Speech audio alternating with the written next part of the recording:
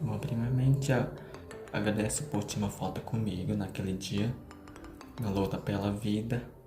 Então, obrigado.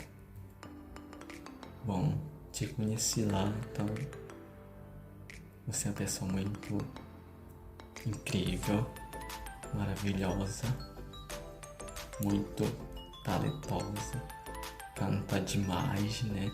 Então, você é muito gente boa. Gente boa, no sentido ótimo. Quando você canta, você inspira pela sua voz. Você expressa a luta. Então, quando te conheci, eu fiquei muito eufórico. Porque você é pessoa incrível.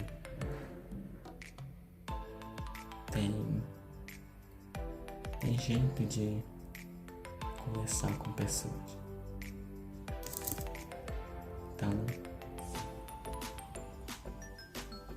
Então foi isso um pouco. Por fim, eu sou do povo ticuna, na aldeia Vila Betânia, que é localizado no município de Santo Antônio de Sá, no Amazonas. Se quiser ir na minha aldeia,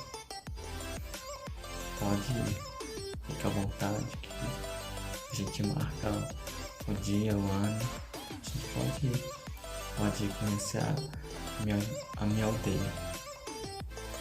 Bom, era isso, muito obrigado, nenhuma gota a mais.